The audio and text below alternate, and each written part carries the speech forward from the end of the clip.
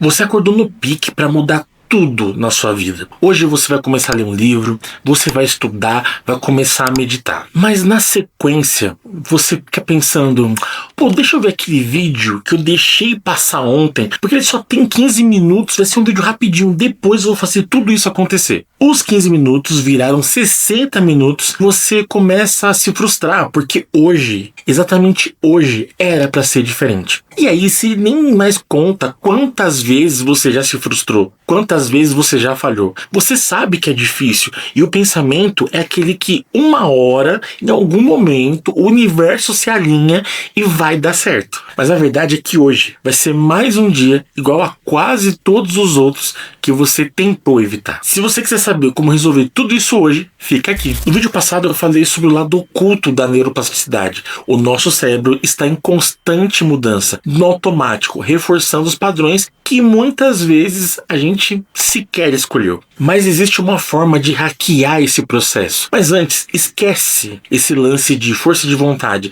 porque esse recurso, ele não é infinito. E a neurociência diz que tem pelo menos umas 3 coisas que realmente funcionam. E a primeira delas precisa da sua atenção, literalmente. Tem uma regra que é tipo a lei da gravidade, só que do cérebro, que diz que neurônios que disparam juntos se conectam. Essa frase é da lei de Hebb. Diz que toda vez que a gente repete o comportamento, mesmo sem perceber, fortalecemos os circuitos neurais, deixando eles também mais rápidos e mais automáticos. Não importa se você quer ou não. Acordou, pegou o celular, reforçou. Ficou diante de algo difícil e aí você não tem ideia de como agir? Vamos pelo seguro, que é justamente o caminho que você está tentando evitar. E novamente esse comportamento está reforçado. O seu cérebro obedece uma ideia de que neurônios que se ativam juntos se ligam entre si. Vamos lá, se repetir fortalece os circuitos neurais, a gente não precisa se preocupar em mudar um hábito, e sim fazer a pergunta que é: aonde está a minha atenção?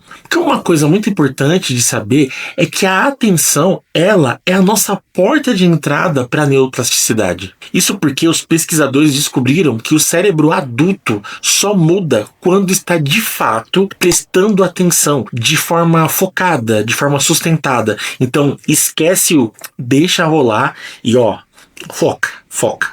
Vamos ser realistas, ninguém tenta mudar hábito com a atenção e o pensamento lá longe, muito menos com o celular do lado, onde o brilho da tela fica alertando você a todo momento que tem uma mensagem e você tá doido para ficar olhando ela. Também não vale meditar, e aí serve para mim, pensando no que tem para almoçar. E como eu disse antes, esses comportamentos vão ser cada vez mais reforçados. Vou contar uma história minha aqui. Há um mês atrás, eu ficava pensando numa forma de como começar o meu dia fazendo uma oração. Para mim é muito importante começar o dia fazendo uma oração. Então eu decidi que a primeira coisa que eu fosse fazer assim que eu acordasse fosse sentar na cama e fazer uma oração. Porque antes eu pensava em fazer oração antes de começar a trabalhar. Acordou, aí você vai no banheiro, aí você vai fazer o café, aí você ligou o computador, preparou tudo, e quando você vai fazer a oração, pipoca uma mensagem e esquece. Eu não estava mais preocupado em fazer isso, estava preocupado em resolver os BOs, e se desse em algum momento eu lembrasse, eu ia fazer uma oração. Só que isso me fazia muita falta. Então eu resolvi fazer isso. Então a partir de agora, a primeira coisa que eu vou fazer assim que o meu dia começar é uma oração. No começo foi muito complicado, porque toda vez que eu falhava, eu me sentia meio mal. É como eu disse no começo, é mais um dia igual a todos os outros que eu falhei. E aí eu entendi uma coisa para começar a falhar menos. Então antes de eu deitar, eu penso assim: amanhã a primeira coisa que eu tenho que fazer ao acordar é a minha oração. Quando eu comecei a fazer isso, eu tenho falhado bem menos e tenho feito isso muito mais certeiro. Então agora, realmente, eu acordo e a primeira coisa que eu faço é sentar na cama e fazer minha oração. Depois eu começo meu dia e eu sinto que, verdadeiramente, meu dia rende pra caramba. Falando das técnicas, a primeira técnica é atenção seletiva. É deixar aquela frase do prestar mais atenção de lado e foca aonde você precisa, de fato, colocar a sua atenção. Porque como a gente já sabe, quando a gente vai fazer algo que importa, que é mudar alguma coisa, o nosso cérebro vai fazer de tudo para fugir, principalmente se essa mudança ela for difícil, porque o difícil ele ativa uma micro resposta de estresse e aí aquele caminho fácil ele alivia esse desconforto em segundos. Então impedir a fuga nesse momento crítico obriga o seu cérebro a ficar no desconforto, e se ele ficar tempo suficiente no desconforto,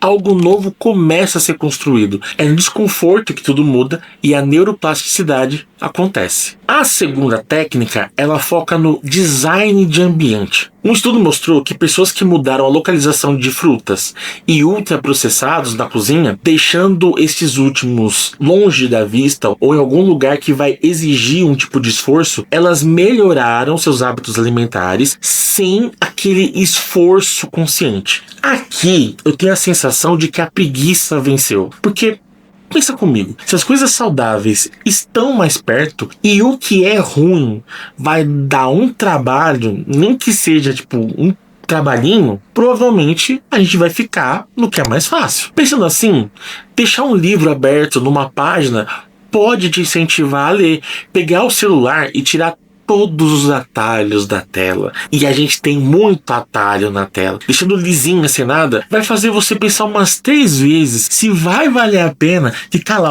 procurando no seu celular aquela rede social que você quer acessar. Eu confesso que eu tenho uma preguiça federal de ficar procurando coisas no celular. E se você tá achando que é simples demais, é porque o nosso cérebro opera sempre escolhendo um caminho de menor resistência, que é o caminho mais fácil. Pensando assim, diminuir a distância entre você e o que é complicado faz mais sentido. A terceira técnica ela é muito falada, porém também é muito subestimada. Em 2023, a BBC acompanhou o seguinte estudo. Um grupo de pessoas fizeram diariamente 30 minutos de mindfulness, que é a atenção plena. Eles fizeram esse processo por 6 semanas. Depois, fizeram uma ressonância magnética funcional. O resultado é que as conexões cerebrais ligadas à regulação emocional, elas estavam mais fortes. E os níveis de cortisol tinham caído bastante. Só que tem aquele lance que sempre que a gente ouve a palavra meditar ou um conselho de